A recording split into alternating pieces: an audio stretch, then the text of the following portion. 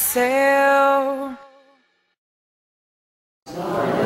Mas vamos caprichar mais no boa noite, para ser uma boa noite mais aquecida, nesse friozinho bom que tá fazendo? Vamos tentar de novo? Boa noite, gente. Boa noite. É uma alegria enorme estarmos juntos nessa oportunidade para falarmos do assunto mais importante do mundo, que é a família. Ao longo da semana, né, fiquei acompanhando lá de longe, mas todo mundo teve a oportunidade de ir acompanhando, de estudando esse assunto sob diversos pontos de vista, sobre diversos aspectos, e hoje a gente vai dar continuidade a essas reflexões em torno do assunto família. E para nós começarmos, eu vou exibir um pequeno vídeo, e aí depois vocês vão me contar se alguém aqui vai se identificar com a situação que vai passar nesse vídeo aqui, combinado? Então vamos lá. Vamos lá, vamos ver o vídeo, rapidinho.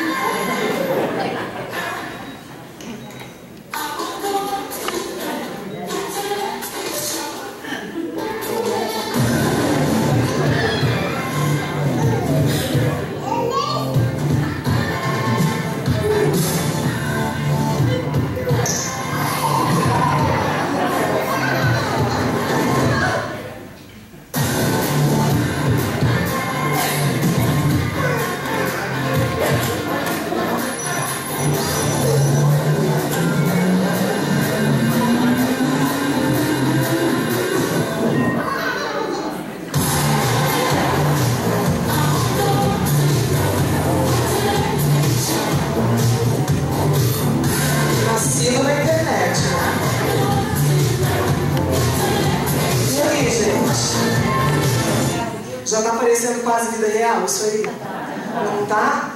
Pois é, a gente vai vivendo... A gente está vivendo esses novos tempos.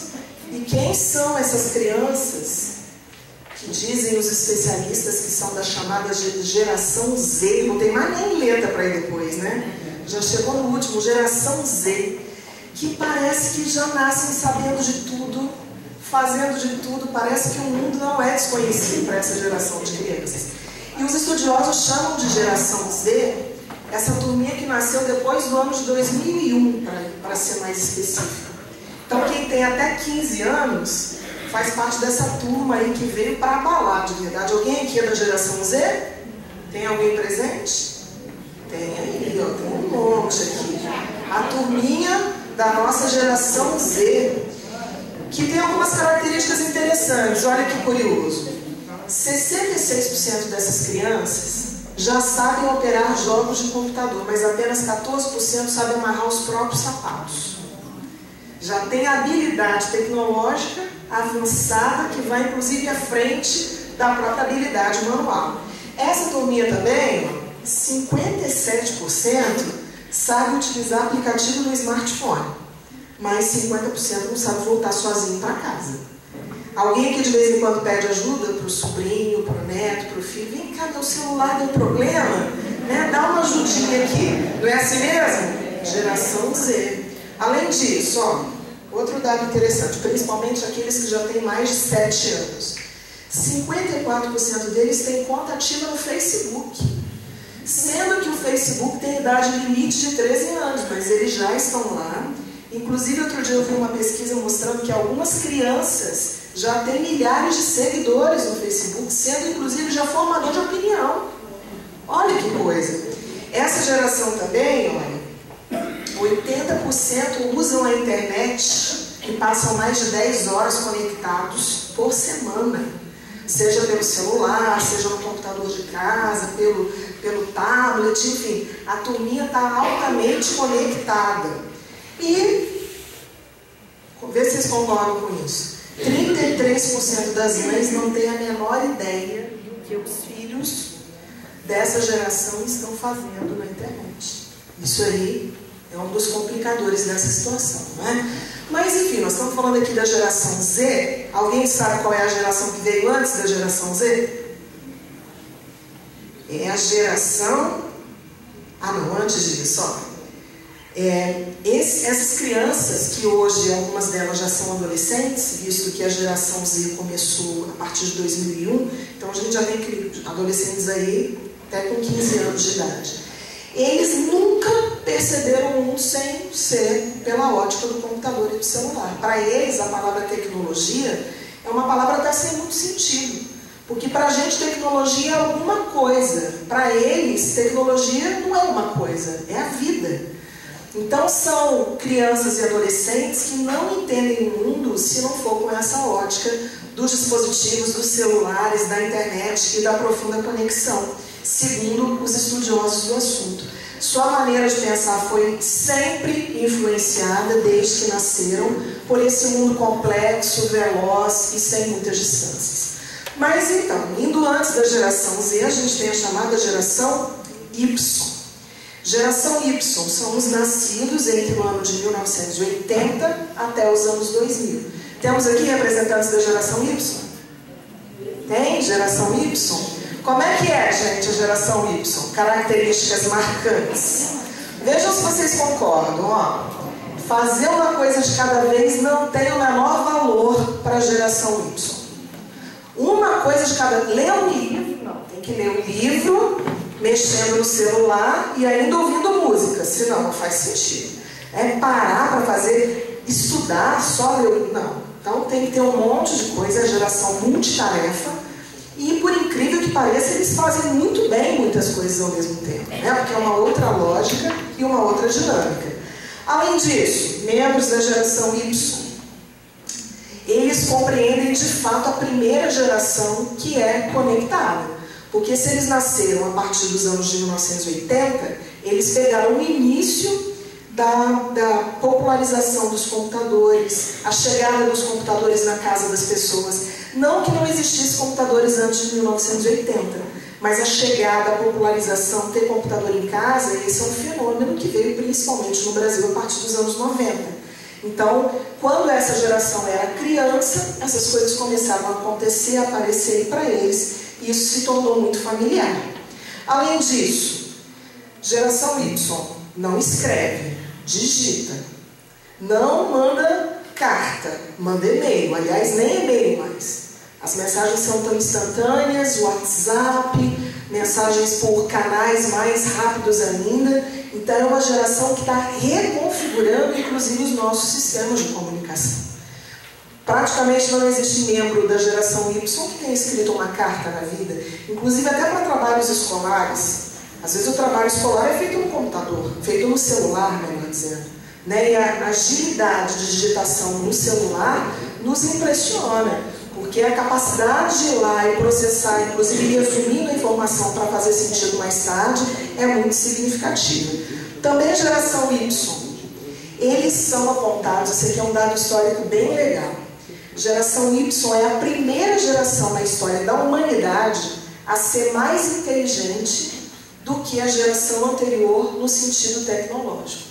Porque, historicamente, as gerações vinham uma ensinando àquelas que vinham depois. Então, tinha as tradições passadas de pai para filho, as aprendizagens eram feitas no sistema familiar, e a geração Y rompeu isso. A geração Y ela não precisava mais, no sentido que está aqui, tecnológico, não precisava mais que alguém lhe ensinasse alguma coisa, muito pelo contrário. É uma geração que inverte essa lógica e ela sim passa a ensinar aqueles que vieram antes dela. Além disso, geração Y tem a característica de compartilhar tudo. Compartilha informação pessoal, compartilha foto, compartilha inclusive com muito mais facilidade que as gerações anteriores os seus próprios objetos pessoais. Uma coisa entre amigos, todo mundo é dono de tudo, né? O empréstimo é uma coisa muito comum entre eles. E além disso, estão sempre buscando novidade. Se alguma coisa já está saturado, se alguma coisa na perspectiva dessa geração já enjoou, já enjoa rápido, né? E satura rápido. Já parte em busca de novidades e queremos sempre algo novo. E tudo isso mediado pelos meios de informação. A geração Y, como de alguma forma a gente já falou, é aquela que se desenvolveu em meio a esse boom tecnológico. Essa geração Y é a primeira verdadeiramente nascida nesse contexto e, portanto, é uma geração ávida por experimentar cada vez mais experiências novas. Bom, falamos aqui da geração Z e falamos da geração Y. Todo mundo aqui se sentiu contemplado em uma dessas duas gerações? Não? Está faltando alguma coisa antes? Alguém sabe qual é a geração que veio antes da Y? Deve ser a X?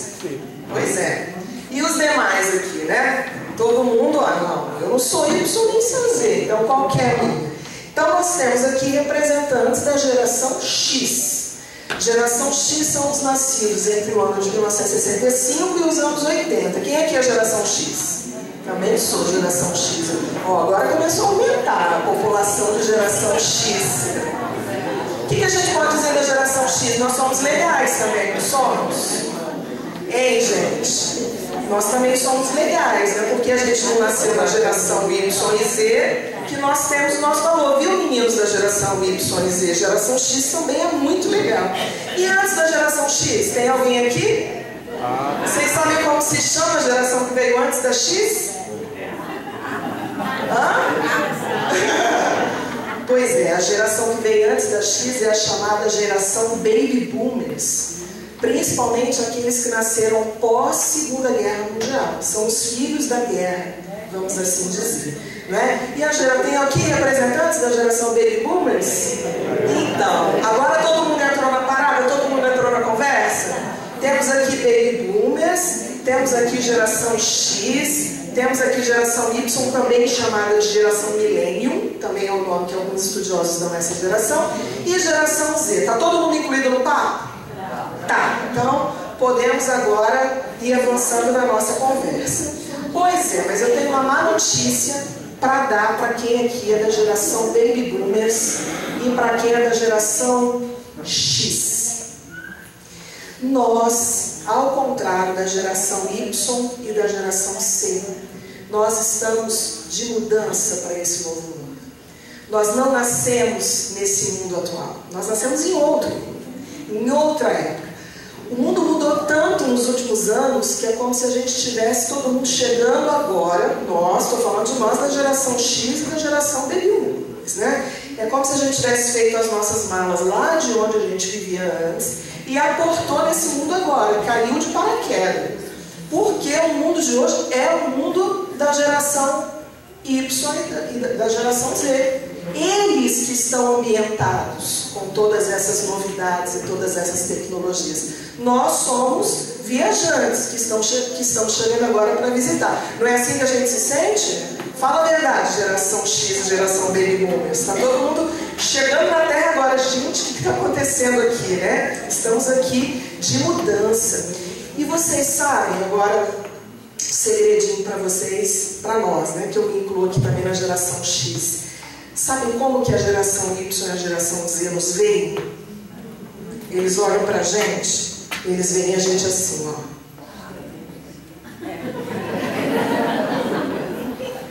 Eles são aquele ali, né? Que estão ali nos ensinando alguma coisa. E nós somos, independente dos nossos cabelos já estarem brancos ou não, mas na visão deles, nós somos aqueles ali que precisam ser quase que guiados pela mão para serem apresentados a esse admirável mundo novo. Eles nos veem assim. A gente às vezes se acha assim. Não é? Às vezes a gente está se achando ainda, mas no fundo, geração Baby Boomers e geração X, nós somos todos imigrantes. Aliás, essa é a expressão que os estudiosos usam para nos classificar. Nós somos imigrantes digitais. Nós somos aqueles que estão conhecendo a tecnologia como uma novidade. E somos, portanto, diferentes das gerações que a tecnologia é a mais absoluta realidade desde sempre. E eles são chamados nativos digitais. Então, nós, imigrantes, somos aqueles que estamos agora reconhecendo tudo o que está acontecendo no mundo com os olhos da admiração, da surpresa, muitas vezes da indignação, da falta de entendimento, porque para nós acaba sendo tudo muito novidade. E com isso, a pergunta que eu quero fazer para vocês é a seguinte: será que mesmo com tantas diferenças, Nascemos às vezes em épocas até próximas, mas temos tantas diferenças de ponto de vista, de modo de enxergar a vida, de nos adaptarmos a essas novidades, que a pergunta é: o que a gente tem em comum, todo mundo que está aqui? Seja geração Z, geração Y, geração X, geração Baby Boomers, como vocês falaram, geração A, não tem problema, a geração que for. O que a gente tem que todo mundo aqui desfruta em comum? Família. Muitas coisas. Família é uma boa ideia, mas para começar, todos nós somos espíritos em evolução, que estamos nesse ciclo de idas e vindas, desfrutando as oportunidades reencarnatórias como oportunidades de aprendizagem.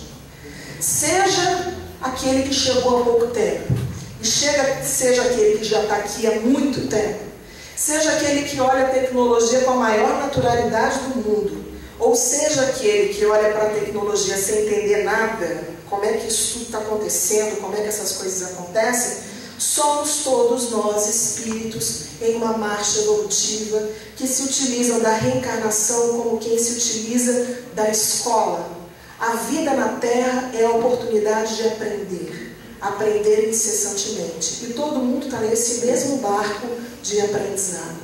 Além disso, é preciso de sacar que mesmo quando a gente olha para aquela criancinha do comercial do início, né, super inteligente, conectado, a gente olha para vocês que estão aqui, geração Z, a gente olha para vocês, gerações Y, e a gente percebe que no fundo, por ser a alma imortal, pode ser você uma criança e um jovem, mas você é um espírito imortal, que já viveu antes, que traz consigo uma bagagem enorme de experiências, de aprendizados, e muitas vezes esse bebezinho aí, essas crianças da geração Z, são espíritos mais antigos do que os seus próprios pais, do que os seus próprios avós. Por quê? Porque a experiência pretérita, antes do renascimento, é infinita. Sabe lá quantas vezes aquela alma que hoje se manifesta no corpo juvenil já viveu. E, portanto, quanto que essa naturalidade que esses espíritos trazem, essa aparente inteligência diferenciada, essa aparente capacidade adaptativa para esse mundo em transformação, é uma bagagem espiritual que vem a partir dessas experiências já vividas. Isso não vem de graça para ninguém.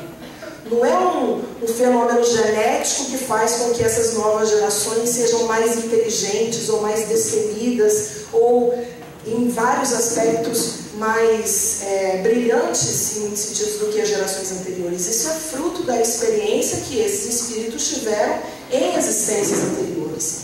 E uma outra coisa que a gente não pode esquecer, que todos nós aqui temos em comum, é que todos nós nascemos para ser um projeto vitorioso de Deus. Ninguém aqui reencarnou para dar errado. Ninguém aqui reencarnou para ter uma reencarnação mais ou menos, uma vida mais ou menos, ou aprender qualquer coisa mais ou menos. Todos nós merecemos essa oportunidade de renascimento que Deus nos concedeu, e às vezes a gente ouve falar assim, a fila para a reencarnação é enorme, né? Se a fila para a reencarnação é enorme, quer dizer que nós tivemos uma oportunidade incrível de estarmos aqui. Então, completando o raciocínio, se nós estamos aqui hoje, é porque alguém confiou que daria certo, que a nossa existência valeria a pena.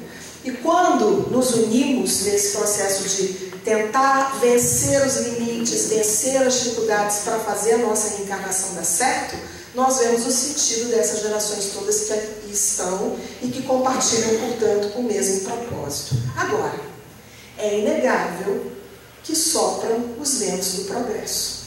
E como diz lá no capítulo 18 da Gênese, nós vivemos uma época especial. Uma época em que o planeta Terra é convidado a progredir. Uma época em que todos os esforços do mundo espiritual convergem para um salto significativo na qualidade da vida que temos aqui na Terra. Segundo dizem os imortais, para Allan Kardec, para que na Terra sejam felizes os homens, é preciso que apenas a povoem bons espíritos. Não tem um trechinho recitado aqui na música do início? O bem reinará na Terra quando os espíritos que a vêm habitar, os bons predominarem. Porque aí então farão que reine o amor e a justiça, fonte do bem e da felicidade. Portanto, nesse momento que Allan Kardec assevera, né, como sendo um momento que estava próximo, quando ele falou sobre isso lá no século XIX, é um momento em que traz, de fato, uma renovação no planeta Terra. E num trecho, nesse mesmo capítulo da Gênese, escrito em 1868, se a gente apagasse ali no final e colocasse 2016, parecia que teria sido escrito hoje. Porque olha o que Kardec diz. A época atual é de transição. Confundem-se os elementos das duas gerações. Nós estamos aqui falando de gerações diferentes e Kardec já falava dessa geração velha. Por que ele está falando de duas? A geração velha e a nova geração que haveria de vir.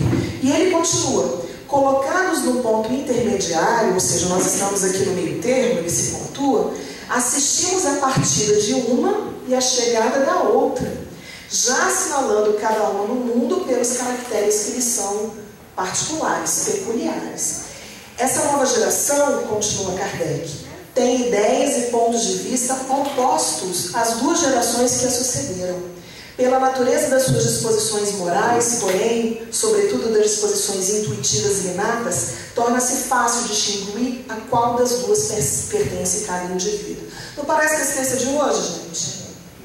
1868. Daqui a 2 anos faz 150 anos esse texto. E Kardec traz, portanto, à tona essa ideia das gerações que se sucedem para o progresso da Terra. A nova geração que chega é a geração que chega com o propósito de construir, de renovar, de fazer, como diz o texto do Evangelho segundo o Espiritismo, o bem reinar na Terra. Agora, nós aqui da geração X, da geração Baby Boomers, não fiquemos achando, nós somos de outro, não, porque Kardec deixa claro que a característica que pode configurar a nova geração são as transformações morais que serão feitas. Não é pela tecnologia. A tecnologia é o meio, mas o que de fato vai diferir essa geração nova que chega são as transformações morais que elas haverão de operar na Terra.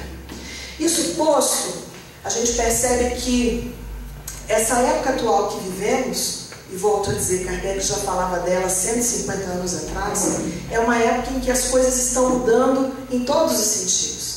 Não apenas no sentido tecnológico, vocês concordam? Parece que tudo está meio fora de órbita ainda, parece que existem revoluções em todas as áreas, tudo aquilo que as pessoas se apegavam enquanto saber estabelecido começou a ser questionado, todos os grandes paradigmas que a humanidade construiu ao longo de 2000 anos de história ocidental pós-Cristo estão sendo questionados, e às vezes parece que a gente olha para o mundo e não consegue entender mais nada, né? Parece que está tudo de cabeça para baixo. Tem um poeta da música brasileira que ele fala sobre isso e diz assim, vocês me ajudem quem souber, fala assim, nada do que foi será de novo do jeito que já foi um dia. Ninguém sabe? Me ajuda então, de novo, vamos lá. Nada do que foi será de novo do jeito que já foi um dia. Tudo passa, tudo sempre passará. Olha só. A vida vem em ondas como o mar, no indo e vindo infinito. Não é isso que nós estamos vivendo? Esse indo e vindo infinito, nada do que foi será, como diz o grande Lúcio Santos, do jeito que já foi, porque sopram os ventos do progresso. O mundo está mudando.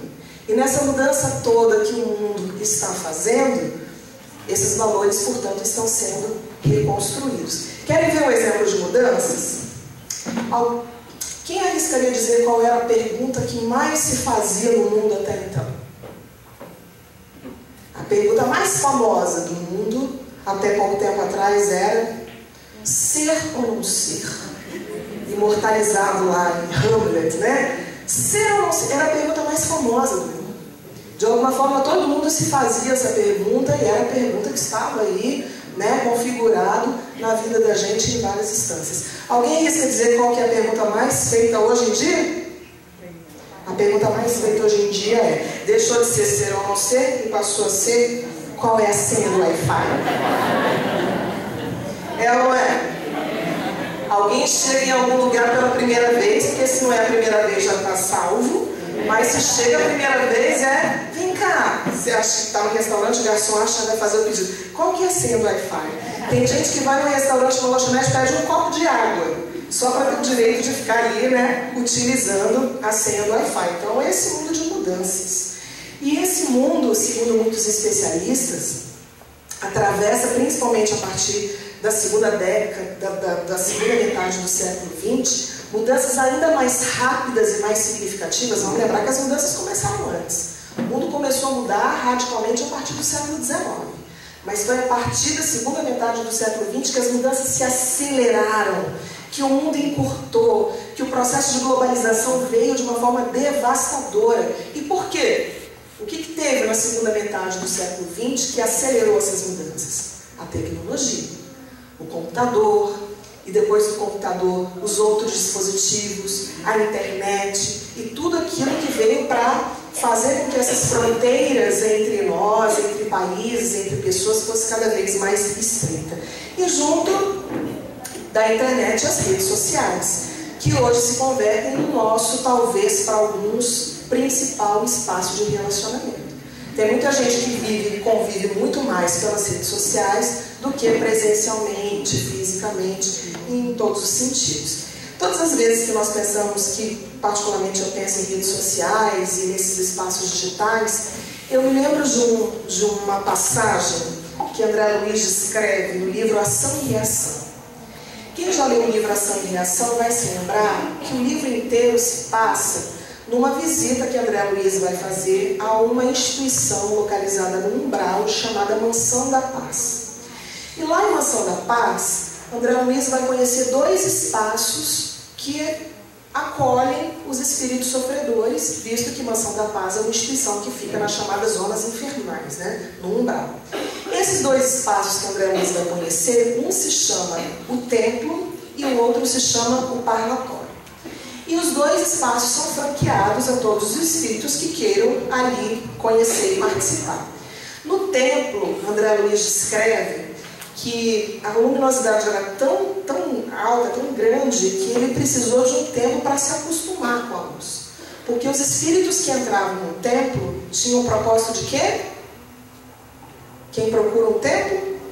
De orar, de comungar de alguma forma com Deus. E ele participou ali, ele descreve no livro, né? Ele acompanhou aquele espaço e achou tão maravilhoso o espaço do templo. E Silas, que era o orientador que estava com ele, falou: não, agora que nós já conhecemos o templo, vamos conhecer o parlatório. O parlatório fica do lado do templo. O que é um parlatório? É um espaço em que os espíritos podem ir para dizer o que quiserem, para se expressar, para falar aquilo que eles estão achando, aquilo que eles estão sentindo. E André Luiz escreve que ele levou um choque vibracional tão grande quando ele saiu do templo e entrou no parlatório, que, de novo, ele precisou de um tempo para conseguir enxergar a escuridão que estava no parlatório. Por quê? Ao passo que no templo a atitude lá era de ligação com Deus, no parlatório era a atitude despreocupada de simplesmente falar aquilo que vinha à cabeça sem qualquer preocupação. Pergunto a vocês, as nossas redes sociais, elas se parecem mais com o templo ou com o parlatório? Não é um espaço em que cada um chega lá e muitas vezes, se utilizando inclusive de ser anônimo ou da distância física que tem as pessoas, e vai lá e despeja tudo aquilo que quer dizer, ou às vezes até mesmo existe aquele comportamento de contágio de grupo, você vê alguém falando alguma coisa e você também começa a falar sem nem se preocupar com as consequências disso. Então nós vivemos aquilo. O livro Ação e Reação foi escrito no ano de 1957, para comemorar os 100 anos do Livro dos Espíritos, 1957. E esse espaço lá descrito por André Luiz, esse parlatório, é o retrato fiel do que nós vemos hoje na internet, principalmente nesses espaços de redes sociais, em que as pessoas dizem o que querem, sem qualquer preocupação, e isso acaba, claro, com certeza, tornando-se o nosso ambiente, muitas vezes até mesmo espiritual. E já que falamos de redes sociais e de tudo isso, a grande pergunta que nós devemos nos fazer é: como é que nós nos portamos nesses espaços? Como é que somos nós nesse parlatório? Nós somos aqueles que incendiamos ou somos aqueles que apagamos incêndio? Nós somos aqueles que dignificamos ou somos aqueles que denegrimos? Nós somos aqueles que manifestamos atitudes positivas de defesa das minorias, do próximo, de quem quer que seja, ou somos aqueles omissos que ficamos vendo o circo pegar fogo como se nada tivesse acontecido no conforto das nossas casas e achando que o problema das coisas não é nosso? Então a grande questão é: a rede social está aí, a internet está aí, e aqueles que decidem participar desses espaços, de uma forma ou de outra, tomam uma atitude, mesmo que não digam nada. A omissão muitas vezes é uma atitude mais marcante do que a própria posição daquilo que você fala e daquilo que você discute. Então, a grande questão, a grande pergunta que devemos nos fazer é: como é que nós nos aproveitamos desses espaços? E sem dúvida alguma vale ainda lembrar que quando a gente fala de rede social, a gente tem mania de achar que rede social é só a internet. Qual a rede social que você participa? As pessoas falam Facebook, né? Instagram. Rede social é algo que existe muito antes da internet. Rede social é isso aqui, ó. Rede social é convivência. As ferramentas da internet vieram apenas para, de alguma forma, facilitar as nossas convivências nas reais redes sociais. Então, se eu perguntar assim agora: qual a rede social que você participa? Eu participo da família, eu participo dos meus grupos de amigos, eu participo da casa espírita, porque essas são as genuínas redes sociais. As redes sociais tecnológicas são só ferramentas que nasceram com o propósito de aproximar as redes sociais físicas, que desde que o homem povoou a Terra já existem, não é mesmo? E além disso, além da rede social física, nós temos também as redes sociais espirituais. Não nos esqueçamos. As conexões não são feitas só quando você curte uma foto no Facebook. As conexões são feitas quando você pensa em alguma coisa, porque o pensamento é muito mais poderoso que qualquer Wi-Fi que você possa ter na assinatura do seu plano de internet de casa. O pensamento é a força mais poderosa de conexão entre as pessoas. Se a gente diz assim: o Facebook é o site número 1 do mundo, é o site mais acessado do mundo, a gente diz: o pensamento é muito mais poderoso que o Facebook, porque o pensamento é o que de fato conecta. E o pensamento é tão mais poderoso que o Wi-Fi que não precisa nem de equipamento instalado na nossa casa. Está tudo aqui, ó. E é só pensar que a gente se liga, é só pensar que a gente atrai, é só pensar que a gente se coloca no templo ou no parlatório, de acordo com as nossas próprias escolhas e decisões. Isso posto, né, dentro desse contexto aqui que a gente está dizendo, a família, que é uma instituição que durante toda a história da humanidade foi passando por mudanças e transformações, encontrou no século XX o seu momento de mais profundas transformações, como quase tudo que acontece no mundo. Então, a partir também da segunda metade do século XX, as famílias, além dos indivíduos, foram convidadas a repensar uma série de coisas. E também estão nesse processo aí de mudança, de ressignificação, tentando entender aquilo que é essencial e aquilo que é supérfluo. Tentando entender nesse novo mundo aquilo que eu não posso abrir mão daquilo que é legal, mas também não me faz tanta falta assim. E nessa descoberta da família, a respeito de como viver esse novo mundo, a questão é: como é que a gente tem vivido em família nesse novo mundo? Como? Quais são as escolhas? Nós falávamos agora há pouco. Eu posso escolher aquilo que é essencial, eu posso escolher aquilo que nem vai me fazer tanta falta assim. E nesse processo de escolha da família tecnológica e digital do século XXI, que escolhas temos feito junto às nossas famílias? Somos aqueles que usam as conexões para gerar mais proximidade? Por exemplo, se a gente pegasse 20, 30 anos atrás, marido saiu de casa para trabalhar, a esposa ou ficou em casa 20, 30 anos atrás ou saiu para trabalhar também. Quando que eles iam se falar novamente? Só de noite, quando voltasse, né? Filho foi para a escola, família, pai e mãe foi para outro lado. Onde é que eles iam ter oportunidade de novo para saber se está tudo bem? De noite, quando chegasse todo mundo. Hoje em dia precisa ser assim? Não. Então o instrumento, a pergunta é, nós estamos usando essa tecnologia para nos aproximarmos mais? Para mantermos mais contatos amorosos e afetivos com aqueles que não são caros? Sabendo que para dizer assim, minha filha, eu te amo, meu filho, você é muito importante para mim, como eu gosto de você, meu amor, que saudade. A gente não precisa esperar se reencontrar fisicamente apenas. A gente pode fazer isso muito mais fácil hoje em dia. Mas é isso que a gente faz? Outra questão aí das nossas escolhas. A gente usa a tecnologia para nos aproximarmos daqueles que às vezes estão longe. Eu lembro que quando eu era criança, e não tem tanto tempo assim, né, gente? Foi praticamente ontem. Eu tinha uma parte da família que morava em Brasília.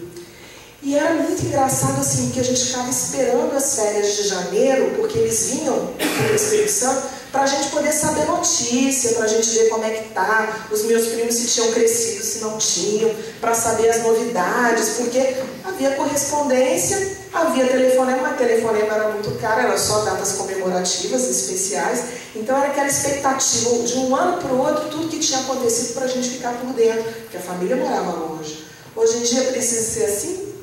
A gente pode ter gente espalhada da família no mundo inteiro, e as nossas relações podem ser próximas e afetivas, mesmo tendo alguém morando lá do outro lado do mundo, da Nova Zelândia, no Japão, e por aí vai. A tecnologia a serviço da família também veio para registrar os bons momentos. Hoje em dia a gente tem muito mais facilidade de guardar boas memórias dos nossos momentos importantes. Na minha época, né, de criança e adolescente, tinha que tirar foto, mandar revelar, esperar ficar pronto. Alguém mais passou por isso ou fui só eu aqui? Aí você tinha aquele aniversário mais lindo do mundo. Aí tirava foto e na hora que ia revelar, todas estavam queimadas. E aí eu não guardava nenhuma lembrança boa daquele momento. Ficou só na memória, porque a tecnologia não ajudava. Hoje em dia é assim? Não. A gente tem uma tecnologia que favorece essas lembranças e essas memórias agora. Como tudo é uma questão de escolha, tem gente que enxerga os momentos mais importantes da sua vida em família através da tela do celular. Às vezes a gente se preocupa tanto em tirar foto, em filmar, que a gente não participa efetivamente das coisas. Tem um casal de amigos e ontem à noite a esposa estava contando a seguinte história. Que eles têm um filho de 1 ano. E ela tinha muito trabalho para fazer e tinha uma festinha de aniversário de criança e ela convenceu o marido a levar o filho deles sozinho para ela ficar em casa trabalhando e terminando algumas coisas. Lá pelas tantas, era uma festa de criança, ela sabia que tem muita brincadeira, muita atividade e tal. Lá pelas tantas, a irmã dela, que estava na festa, mandou uma mensagem dizendo assim: o André está brincando em tudo. O André é o nome do filho. Aí ela falou: tira a foto e me manda. Aí a irmã falou: não, o Vitor está aqui, ele vai tirar foto. O Vitor é o marido dela. Tá, aí ela ficou ansiosa esperando o Vitor chegar para ver as fotos e as filmagens do bebezinho deles na festa. E quando o Vitor chegou, ela falou: cadê as fotos? Aí ele: eu só tirei uma. Aí ela contando que na hora que ela abriu a boca para dar aquele brigueiro, ele falou assim: é porque estava tão bom brincar com ele, que eu preferi brincar com ele do que ficar tirando foto. Aí o brigueiro morreu na garganta e ela refletiu exatamente sobre isso que nós estamos falando.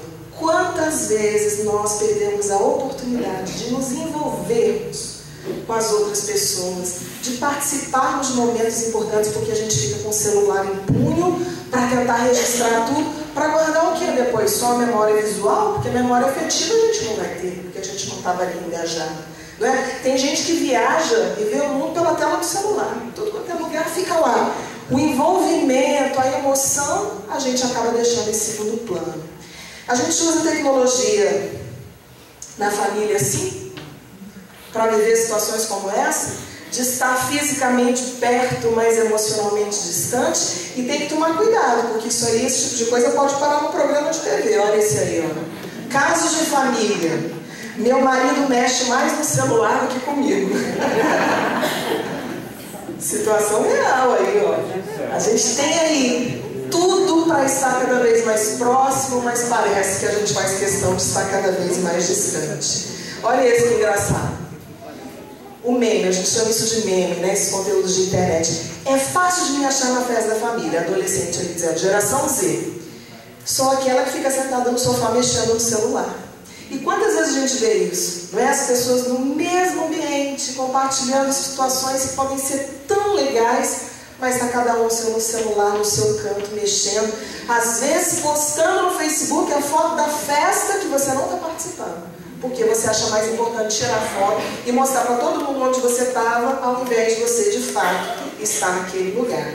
Então, a gente pode concluir com isso que a tecnologia é neutra. Não tem essa de achar que a internet veio destruir as relações ou que a internet veio para construir as relações. Que o celular veio para ajudar ou que o celular, se a gente fosse de outra denominação religiosa, a gente ia dizer assim, celular é coisa do capeta. Não, a tecnologia é neutra.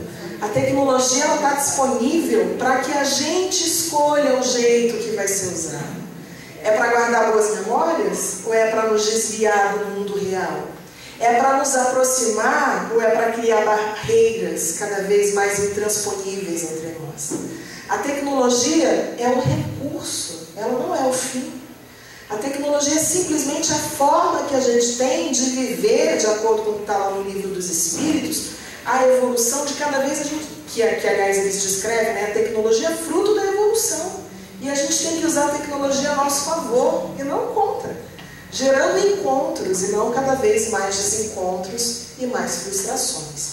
E quando a gente pensa, voltando a falar dessas novas gerações, que são profundamente tecnológicas, a gente percebe que nós, que somos de uma geração anterior, temos ainda um papel a cumprir. Mesmo que essa seja uma geração completamente autodidata em relação à tecnologia, o que fazer com a tecnologia é uma reflexão que deve partir de nós junto a eles. Essa nova geração, como dissemos, é autodidata, são profundamente proativos, resolvem muito facilmente as coisas sem que a gente precise muitas vezes ordenar, pedir, sugerir. Essa nova geração tem uma aprendizagem hipertextual. A maior parte de nós, baby boomers e geração X, aprendemos com livros. Eles aprendem com tudo, com celular, ouvindo, e tudo ao mesmo tempo, né? Com uma característica bastante diferenciada. Essa nova geração também é mais preocupada e mais solidária do que as gerações que vieram antes. Já perceberam isso? Como que o senso de coletividade é maior, como que a preocupação com os outros é maior. E isso é um traço daquilo que Kardec lá na Gênese pontuava. As gerações que vão chegar virão para substituir as antigas gerações nesse sentido, né, de demonstrar cada vez mais um comportamento mais solidário. E nós que somos das antigas gerações, mesmo que sejamos aí no sentido também moral, teremos a oportunidade, pelas reencarnações, de nos aproximarmos dessas novas características. Mas, ao mesmo tempo que as novas gerações têm essas características positivas, nós temos vários desafios que temos que acompanhar e ajudar. Nunca se falou tanto de bullying. E o bullying na internet, ele ganha uma dimensão muito maior. O bullying sempre existiu, mas na medida em que você lança ofensa a alguém numa rede social que tem milhares de compartilhamentos, esse bullying assume uma proporção muito maior. Nunca se falou tanto de plágio, cópia indevida da produção de uma outra pessoa. Hoje é tão fácil você virar compositor. Você pega uma música de alguém que ninguém sabe ainda, que você descobre de tudo na internet, vai lá e bota seu nome. Você vai lá e pega um texto que alguém fez e entrega para o professor com o teu nome, dizendo que você fez. Tem um recurso no computador que chama Ctrl+C e Ctrl+V, já ouviu falar? Mas aí nos mergulha nesse universo do plágio. Nós temos uma geração aí viciada em jogos. Temos aí uma geração que muitas vezes não consegue encontrar satisfação em outras atividades que não sejam atividades digitais. Nós temos uma geração que está constante alerta, porque o cérebro começa a se movimentar, né, processar as informações tão aceleradamente, que é uma geração que não relaxa. Não sei se vocês já viram, algumas crianças quando vão dormir, o pé fica mexendo, a perna fica mexendo, se bate a noite inteira, porque o processamento mental é tão rápido que o corpo não descansa. Nós nunca ouvimos tanto falar em obesidade infantil, porque cada vez mais o movimento, a ação, estar na rua jogando bola, isso vem sendo deixado de escanteio, até por conta de violência e outros problemas. Nós nunca ouvimos falar tanto em pedofilia.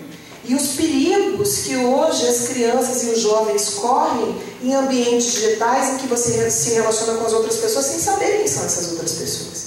Então vejam, por mais que tenhamos filhos, netos, sobrinhos completamente preparados do ponto de vista tecnológico para lidar com o mundo moderno, nós temos na mesma intensidade esses filhos, sobrinhos, netos, essas crianças e adolescentes que carecem da nossa orientação, do nosso acompanhamento e uma participação significativa da família nesse processo de viver no mundo contemporâneo. A família tem um papel fundamental nisso. Aos pais, orientadores, irmãos mais velhos, tios, avós, cabe exatamente esse papel de estar junto, de orientar, de aprender muitas vezes juntos também. Segundo alguns especialistas, o que as famílias podem fazer para colaborar com essa educação tecnológica no mundo do século XXI? Algumas dicas que eles dão. Geração X, geração Baby Boomers, nós que aqui estamos, a palavra de ordem para a gente é atualize-se. Se você quer estar numa posição em que você pode ajudar, acompanhar, colaborar, você tem que saber o que está acontecendo. Você tem que entender, de vez em quando tem que entrar no jogo para ver como é que é, tem que aprender as novas tecnologias, aprender a mexer nos recursos tecnológicos, porque senão a barreira que a gente vai construir entre nós, gerações anteriores e essa nova geração, vai ser tão grande que daqui a pouco a gente não consegue nem se comunicar mais. Porque as expressões vão mudando, o jeito de falar vai mudando. Alguém já olhou um texto escrito para um membro aí típico da geração Z? Texto de internet, às vezes, tem que ficar assim, 5 minutos entendendo uma frase, não é? Porque é um jeito de comunicar-se que entre eles faz todo sentido, mas que para nós parece hieroglifo lá do Egito, antigo. Por isso que a gente tem que se atualizar, entender. O passo na direção deles também tem que ser dado por nós. Além disso, os especialistas dizem: preste atenção, abre o olho, fica junto. Nós começamos hoje dizendo que 33% das mães não fazem a menor ideia do que os seus filhos fazem na internet. Isso é um perigo. Nós falamos agora há pouco, na internet você se relaciona com quem você não faz a menor ideia de quem seja. Quais são as intenções dessas pessoas, o que elas querem. Portanto, todo o olho aberto, vivo, é fundamental para que a gente dê esse passo de família conectada. Além disso, tem que criar certos limites. Tem que falar de vez em quando para, não. São palavras importantes. Todo o processo de educação, na família principalmente, a criação de limites, rígidos muitas vezes, mas amorosos, é importante. Porque a criança e o adolescente, ele já tem uma noção tão grande de amplitude desse mundo, que se não for dentro de casa que ele compreenda e tenha para si esses limites estabelecidos, ele vai achar que tudo pode, tudo é normal, tudo me convém, está aqui, né? Eu posso tudo, eu posso, porque inclusive se a gente for fazer pesquisas hoje na internet, a gente acha de tudo, desde como colaborar num projeto social maravilhoso até como construir uma bomba com objetos que você tem dentro de casa. Então tem limite estabelecido de horário, de conteúdo, tudo isso é super importante. O que também é importante? O nosso velho blá, blá, blá, blá, blá. O que é blá, blá, blá? Conversa. Conversar, não é pelo WhatsApp, não é mandando mensagem pelo Facebook, é conversar olho no olho, é não abrir mão das relações interpessoais, que a gente possa tocar, sentir o outro. A conversa talvez seja o recurso que vai fazer com que todas as barreiras intergeracionais sejam derrubadas.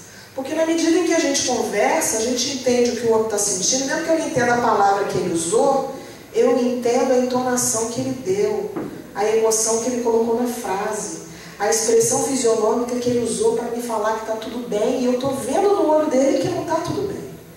Então, famílias, por mais conectadas que sejamos, a conversa ainda é o recurso mais especial que podemos usar. Além disso, a gente pode espiritualizar as nossas redes sociais, os nossos contatos com a internet. Eu botei essa imagem aqui só para ilustrar que tem muito conteúdo muito interessante na internet. Eu não sei se vocês conhecem. Esse projeto aqui chama Amigos da Luz. Digitem Amigos da Luz na internet e pesquisem os vídeos que eles produzem. São incríveis.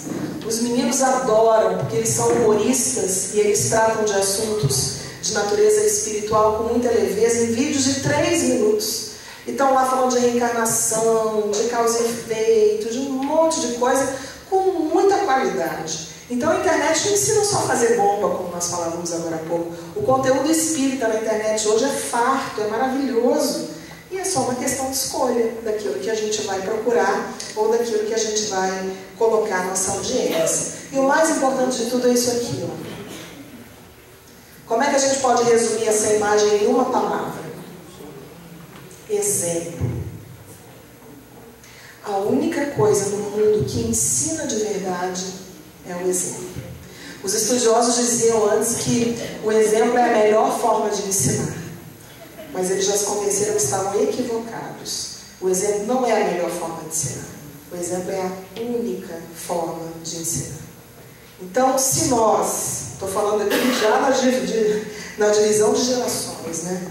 Nós adultos assumimos posturas combativas e irresponsáveis, como queremos que os nossos jovens e crianças sejam diferentes? Se nós usamos a internet como trampolim para falar mal da política, para ver pornografia, para procurar conteúdos indignos, para curtir mensagem de ódio, de disseminação, nós vamos querer o quê das gerações que chegam? O exemplo arrasta, não é assim? A palavra, como é que é aquela frase? A palavra move, mas o exemplo arrasta. E, portanto, de tudo que eu falei até agora, o mais importante é construir, através do nosso exemplo, o nosso contato, inclusive, com essa tecnologia e com esse universo digital. O exemplo que possa ser seguido por aqueles que nos acompanham nessa jornada. André Luiz diz que uma casa não é um lugar que se encontram os corpos. Uma casa é a residência das almas. E tanto faz se essa casa for uma choupana, for uma gruta, uma casa de taipo, um apartamento de frente para o mar, a mansão mais tecnológica, com aqueles recursos do século 23, que a geladeira fecha sozinha, o café faz sozinho, tudo faz sozinho, absoluta tecnologia. Não adianta ter nada disso, porque o que mais importa dentro de uma casa como essa é o amor. Chico Xavier diz assim que não importa se você tem uma casa mais ou menos. E aí, fazendo uma adaptação da fala dele, se o seu celular é mais ou menos, se o seu tablet é mais ou menos, ou se você nem um tablet tem, não importa se a sua conexão com a internet é mais ou menos, não importa se o seu monitor de computador é mais ou menos, não importa se a gente vive uma vida mais ou menos. O que a gente não pode nunca, de jeito algum, é amar mais ou menos. É ser mãe mais ou menos. É ser pai mais ou menos. É ser irmão mais ou menos. É olhar para o outro mais ou menos. É apertar a mão do outro mais ou menos. Porque o dia que a gente escolher fazer essas coisas todas mais ou menos, a gente vai correr um grande risco de ser uma pessoa mais ou menos. E ninguém nasceu, ninguém passou por um processo enorme de planejamento reencarnatório para viver uma vida mais ou menos. Se nós estamos aqui, é porque o mundo espiritual confiou que a gente ia dar certo. E, portanto, mais ou menos não é uma palavra que cabe nos objetivos que nós traçamos para essa existência. Então, é o amor que governa.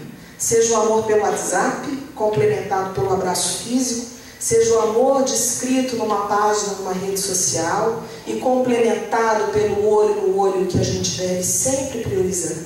É o amor que governa as nossas vidas e é por causa dele que nós nascemos. E quando olhamos com amor o mundo, a vida, a nossa relação com as pessoas, a gente vai ver que sempre existem flores no meio das pedras. E que tudo na vida é uma questão de escolha. Às vezes a gente olha para as redes sociais com preconceito, achando que lá só tem coisa que não presta. Principalmente geração baby boomers. Vocês me perdoem o que eu vou dizer, mas é porque é muito comum isso, a gente ouvir isso. Dizer assim, a internet não presta para nada. Não é que a gente escuta isso de vez em quando? Até diz isso de vez em quando? Não, a internet só tem o que não presta. Será? Ou será que são as escolhas do que ver, do que procurar, que fazem com que a gente só veja o que não presta? Para a gente terminando, eu vou mostrar para vocês algumas notícias que saíram nos últimos dias na internet falando sobre família. E no final vocês vão me dizer se a internet é só lugar de coisa que não presta.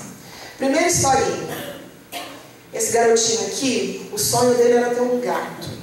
E ele ficou a vida toda, nos seus 5 anos aí de idade, pedindo para os pais para ter um gato. Aí um dia o pai brincou com ele e falou assim, tá bom, eu só te dou um gato se você fizer o seguinte. O pai achando que não ia acontecer, né? Desafiando. Você escreve aí um bilhete, faz uma foto sua, e se você tiver 1000 curtidas na sua foto no Facebook, eu te dou um gato. Ah, mas aí ele fez a foto. Foi lá. Oi, Facebook, meu irmão e eu realmente queremos um gato. O nosso pai prometeu que ele vai nos dar um gato se nós tivermos 1000 curtidas. Por favor, curta essa foto. Obrigado. E postaram a foto no Facebook. Sabe quantas curtidas eles tiveram em poucos dias? 100.000 curtidas. 100.000 curtidas. Tadinho do pai, tem que dar 100 gatos, né? Mas vejam, as pessoas se mobilizaram porque ficaram com pena do garotinho. Então, teu gato, não é fofa essa historinha? Olha essa. A esposa teve câncer, raspou o cabelo. O marido, em solidariedade... Raspou o cabelo não, né? O cabelo começou a cair com a quimioterapia. O marido, em solidariedade, raspou o cabelo. Quando ela viu o marido careca, ela foi lá e raspou o cabelo também. Eles postaram essa foto no Facebook e sabe o que aconteceu? Uma legião de amigos também raspou o cabelo em solidariedade, para mostrar que eles não estavam sozinhos e que a força da amizade é capaz de superar tudo, até um câncer. Olha esse que fofinho. Dona de cão desaparecido emociona internautas com post nas redes sociais. O cachorrinho dela sumiu. Aí ela postou na rede social assim, você que achou meu cachorrinho, eu quero te dizer como cuida dele. Porque ele gosta disso, assim, tudo bem, se você não puder me devolver agora, mas por favor, cuida do jeitinho que ele está acostumado. Os fãs se emocionaram com essa história, né? Ela não estava preocupada com a posse do cachorro, ela estava preocupada com o bem-estar dele. E usou a rede social para distribuir essa mensagem de amor. Garotinho de 2 anos perde um macaquinho de pelúcia e resgate mobiliza a internet. O pai postou a foto que o garotinho perdeu, aliás, acho que foi a mãe. Você viu esse macaquinho? Postaram a foto do macaquinho que o garotinho tinha perdido e acreditem, várias pessoas em muitos lugares naquela região em que ele havia passado se mobilizaram para achar o macaquinho do garotinho. E lógico que acharam, né? Esse aqui é parecido a história, mas é mais fofinho ainda. O garotinho perdeu o elefante. E para que ele não ficasse muito triste, os pais dele falaram assim, não, o seu elefante não se perdeu, ele foi viajar pelo mundo. E aí os pais contaram isso na internet e as pessoas que não conheciam a família começaram a tirar fotos de elefantinhos em todos os lugares do mundo para mandar para o garotinho para dizer, tá vendo como o seu elefantinho está viajando? Então, gente no Egito, na Nova Zelândia, pegava um elefantinho, botava no ponto turístico e mandava para o garotinho para dizer, ó, estava passando aqui pelas pirâmides do Egito, eu vi seu elefantinho, ele está por aqui. Olha, as pessoas se mobilizando, né, para levar conforto para esse garotinho. Esse aqui também é bem legal. Esse aqui aconteceu no Brasil. Duas crianças estavam passando na rua e quase foram atropeladas. E veio uma pessoa que ajudou, até se colocando em risco para salvar a vida das crianças. E aí esse senhor que ajudou foi identificado pela família. Aí olha o WhatsApp que a família mandou para ele. Queria saber se você mora por aqui, eu faço pães e alguns doces e queria mandar alguns para você. Pode me passar seu endereço? Eu deixo na portaria. Como uma forma de agradecimento, né? Você salvou as minhas filhas. Aí o senhor respondeu, e se ao invés de você mandar para mim esses pães e doces, você os entregasse para algum morador de rua e tirasse uma foto para me mandar? Não importa a quantidade, nem quantos moradores, eu ficaria feliz se você passasse para frente essa corrente despretensiosa do bem. Aí ela responde: obrigada por tudo, você foi o anjo da minha vida, e portanto começou ali uma rede que foi se espalhando com bondades estabelecidas de um para o outro, com uma proposta de amor. Esse aqui foi de Vitória, algumas semanas atrás. Morador de rua consegue emprego graças à ajuda de desconhecidos. A história, bem simplesmente falando, foi assim: um pai levou a filha para comer pizza num bairro lá em Vitória chamado Jardim Camburi.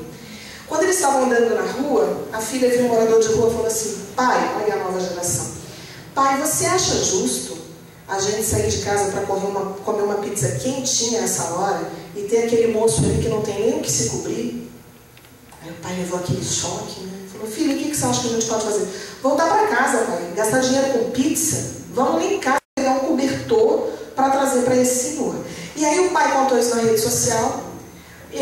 Não apenas esse moço, mas o grupo que estava com ele passou a se ajudar. Eles fizeram uma arrecadação de cobertores da vizinhança, levaram e tal. No fim das contas, o senhor, 2 dias depois, foi empregado para o dono de uma pizzaria que morava ali perto e ficou conhecendo a história dele. Foto de pai dormindo debaixo do leito do filho doente no hospital viraliza nas redes sociais. Dá para vocês verem bem a foto? Tem um bercinho ali de um hospital público e aquela imagem meio escura que está embaixo, que é o pai da criança dormindo debaixo do bercinho. Quer dizer, não viraliza nas redes sociais só a imagem de pessoas sendo violentadas, de animais sendo machucados, mensagens de políticos corruptos. Viraliza na internet imagens como essa, que mostram aí um amor profundo do pai por um filho. Também viraliza na internet vídeos como esse, do menino cantando para a irmãzinha dormir. Com todo o afeto e com todo o amor que apenas as crianças sabem oferecer. Olha esse, a mãe que encontrou pelo Facebook seu filho sequestrado, muitos anos depois. Essa aqui é só um exemplo, tem milhares de histórias de pessoas que se reencontram, né, depois de perdidas no mundo, a partir das redes sociais. E essa, por último, para mim, é a mais significativa, sim, na minha perspectiva. Essa foto foi tirada por um pai que teve poucos minutos de convívio ao lado do seu filho. O filho é esse bebezinho que, quando ainda estava na barriga da mãe, já tinha sido diagnosticado com uma doença fatal. E os pais sabiam que ele iria nascer e tinha pouca chance de sobreviver. Ele nasceu, essa foto, o garotinho tinha poucos minutos de vida. E foi completamente entubado. Vocês estão vendo que a cor dele é bem amarelinha, porque ele tinha um problema também no fígado. E aí o garotinho passou por alguns minutos e veio de fato a falecer. E a única foto que o pai tinha, portanto, para registrar os poucos minutos de vida do seu filho era essa aí. E aí esse pai postou na rede social essa foto dizendo isso. A única pena que eu tenho é que a imagem que eu vou guardar o resto da vida do meu filho é uma imagem dele com tanto sofrimento. Tão cheio de tubos, né, com uma aparência doente. Como eu queria levar a lembrança do meu filho dele com outro aspecto, eu ia guardar isso para o resto da vida. Queridos, poucos minutos depois, a caixa de mensagens desse pai foi bombardeada com mensagens desse tipo, com imagens desse tipo. Anônimos, desconhecidos, fizeram um tratamento na foto, tirando os tubos, melhorando a corzinha e a imagem, e oferecendo para aquele pai que não sabia nem quem era, onde morava, de onde estava falando, a lembrança eterna do seu filho. A pergunta que eu faço para vocês novamente é: a internet é só espaço de degradação, de destruição das famílias? É só um espaço em que tudo que não presta corre? Não. A internet é uma ferramenta maravilhosa, neutra, maravilhosa quando a gente sabe escolher aquilo que a gente vai ver e compartilhar.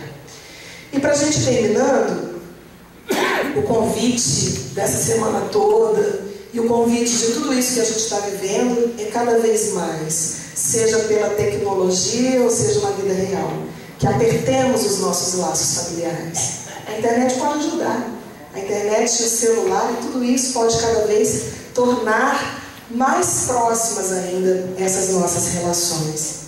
E para isso, nós tantas vezes, podemos perceber que a chance de viver nesse mundo é para aprendermos a ser cada vez mais família. E para a gente encerrar, eu convido vocês a cantar essa música. Vocês conhecem? Já aprenderam aqui? Mas tem um presentinho especial para vocês aqui, ó. Quem são meus pais, dos meus irmãos? Quem sou eu na vida deles? Quem souber canta. Na minha evolução, famílias bem de muitos donos, muitas vidas enlaçadas, muitos nós que nós mesmos não vemos.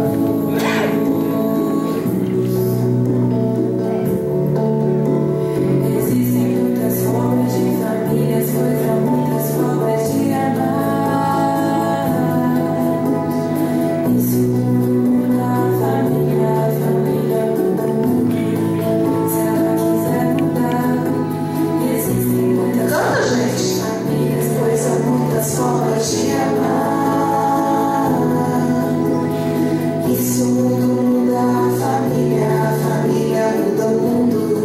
Se ela quiser mudar.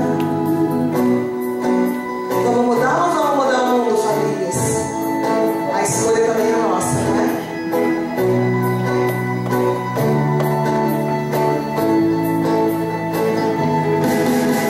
Família é aquecer e não incendiar. Família é acolher e não sentenciar. Família é amor, família é trabalho, é esperar, é perdoar. Família é aquecer e não incendiar. Família é acolher e não sentenciar. Família é amor, família é trabalho, é esperar, é amar. Sou mais família.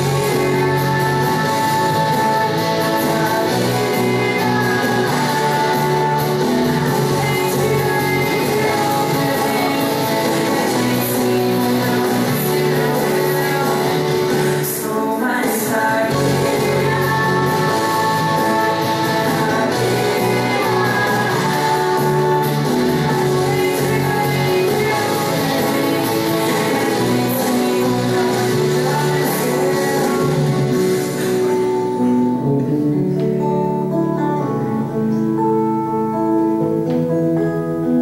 Deus proteja minha família. Deus proteja as famílias.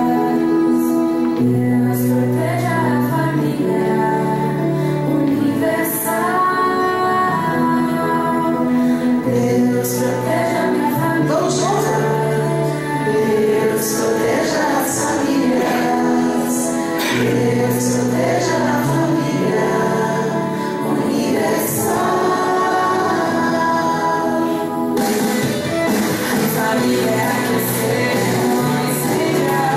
Família é acolher e não sentenciar.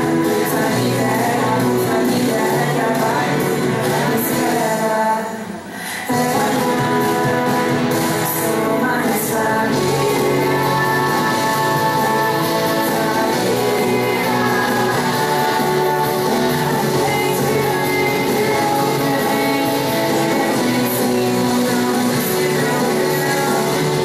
Sou mais família.